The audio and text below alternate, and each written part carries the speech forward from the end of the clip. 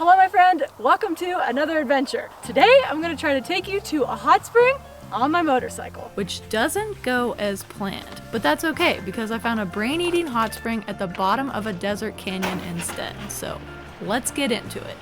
As you can see, there's some snow on those mountains, which means winter is quickly upon us. These motorcycle adventures are going to be coming to an end, trying to squeeze one last in, and I'm not sure this hot spring still exists, so let's go. Took my PSI down on the tires this time, so I think it'll help. Last time I crashed, my PSI was at like over 20. PSI today is like 14 and a half in the front, 15 in the back. So nice out. Look at that beautiful view. It's awesome. I think that is the trail I'm supposed to be taking. Okay, so this looks a little bit more familiar. Okay, so we're really going to test this 15 PSI today. Let me tell you that because I'm a couple hundred feet onto the trail. It is already really bumpy. They should rename this trail like Backbreaker Trail. Incredibly rocky. This is a disaster. I'm gonna go this way. Okay, so I wonder how bad this road gets. Have I been through the worst of it? This little bike's a tank. I could never do this in the monkey. Clearance is way too low. There's no skid plates. This guy's got a skid plate and a lot more clearance. Can I make it? Whew. So, here's the deal. This is a really rocky, gnarly trail. I'm not sure I'm gonna make it there because I don't want to do this in the dark. That in front of me, this is like, there's no dirt here. It's straight rocks. I'm thinking this is maybe not a good idea. I just don't know. I passed a Jeep and the Jeep looked at me like I was absolutely insane. These are fairly large boulders.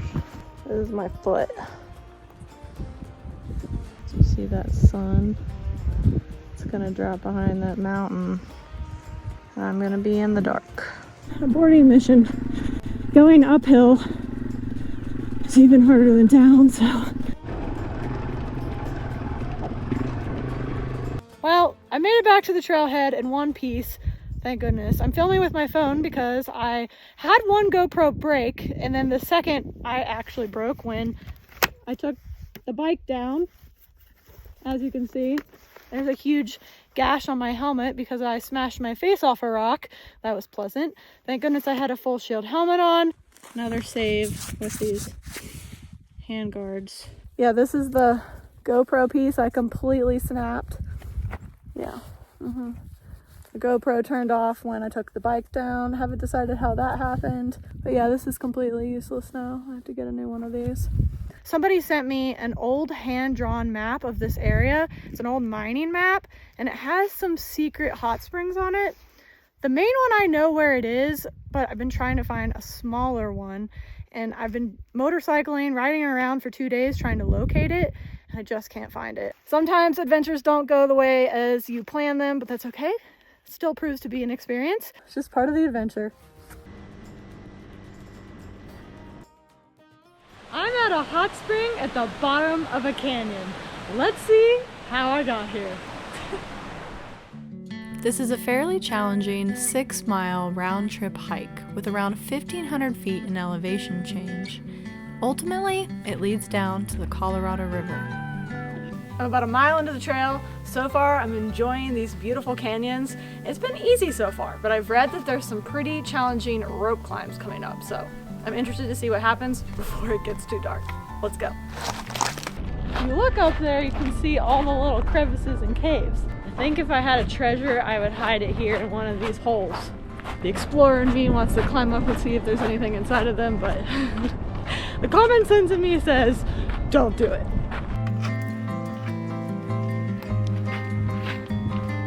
It's getting narrower.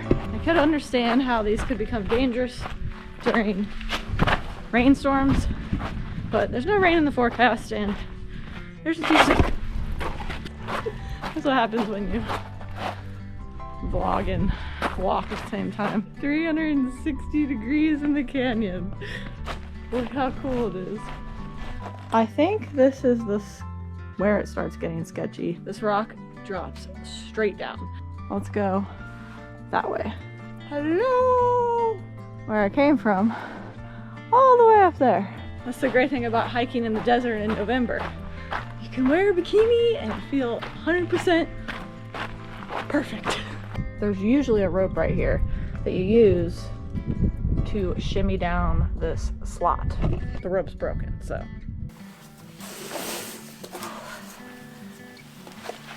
Surprisingly, that wasn't that bad. I think a woman broke her arm here recently. I'm not trying to be victim number 2. I've never broken a bone. Knock on rock. There's a rope. Let's hope the rope holds. There's usually around 8 rope descents that you have to scramble throughout the trail. As you can see, not all of them are intact, so you have to get creative. The sun during winter feels extra amazing. Maybe I should move south for the winter. Make occasional snowstorm videos, and the rest of the time just hang out in the desert with a bathing suit so I can get some vitamin D. Yes, no, maybe so. As long as this rope doesn't fall. This hike is actually closed during part of the year, I believe May to October, to prevent people from getting lost and overheating because it gets so incredibly hot out here in the desert during the summer. So far, this has been a really fun trail.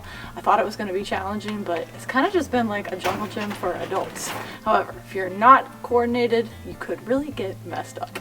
So the second I walked into this canyon, I knew there was a spring because I could smell it and I could feel it. There's only probably 2 inches of water right here, but it's pretty warm. So I know I'm close. Hello! Isn't this cool? Check it out. It's a nice little lush green oasis in the desert. Just need to find the soaking pools. There's around 3 springs you can easily identify along the trail.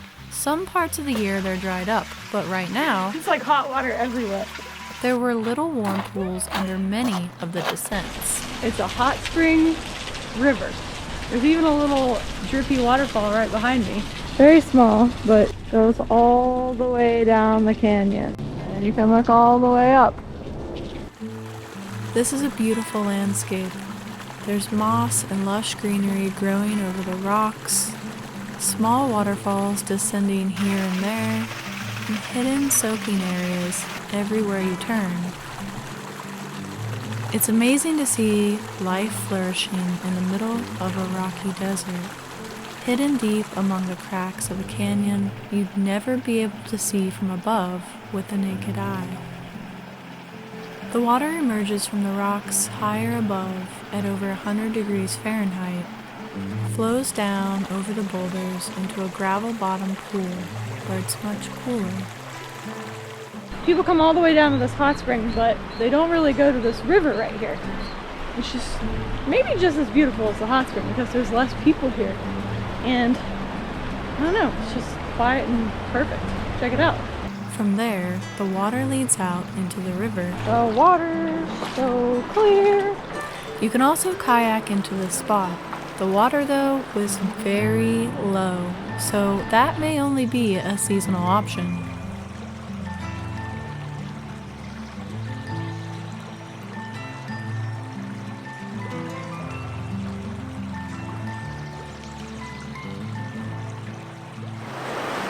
Water's so clear. It feels so good. The water up there is a little murky. This is way nicer. The downfall is a hot spring in this area has been found to contain Naegleria fowleri, the brain-eating amoeba. So they've posted a warning on this spring and others nearby. Hot water and then cold water. So always remember to keep your head above the water, no splashing, and avoid any of the spring's water entering the nose.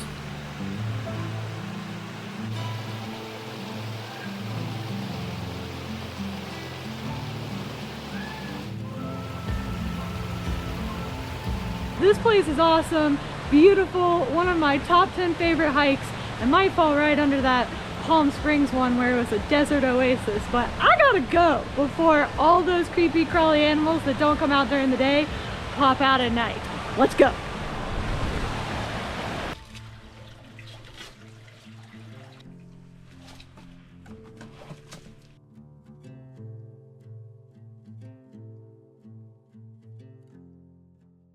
Time to head back up into the mountains because I have to pick up my van soon. I decided to stop and check out some hungry bears. I wasn't able to stay long, but I did spot one furry guy catch some dinner. I'm up here at the all-you-can-eat bear buffet. All the salmon are spawning upstream and the bears are feasting. They're adding somewhere near 3 to 5 pounds per day for the winter, and since I'm not allowed to catch any salmon, let's see if I can catch some of the bears on camera. Let's go. Just walking through the forest, decided to take a hike. It's another beautiful fall day. Hoping to catch a couple glimpses of a bear, looking for some tasty dinner. And since I'm not allowed to catch any salmon, might as well watch him get some. I gotta say, this guy really made me look bad. He waltzed right in and just scooped that fish out of the water like nobody's business. Made me want to try the same thing. But I'm going to have to get my line in the water before long. It didn't take him long to finish his meal and make his way up the tree for a long nap. And on that note, it was time to go. The weather was beautiful, enjoying as many fall days as I can before it's blanketed in snow.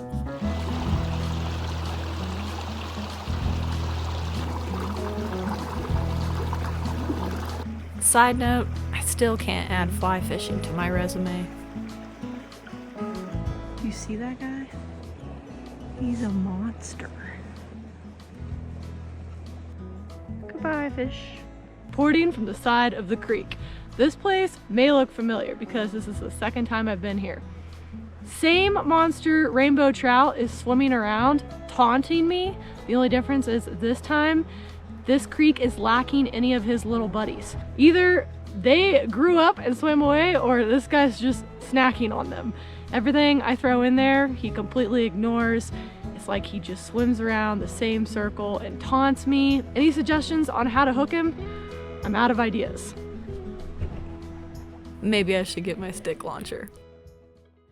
I just crawled inside the camper, chilling out, getting ready for bed, and I was thinking about the things that are happening this week. So first off is I'm hopefully, I think, picking up my van, which is amazing news. Been waiting for this day for a really long time.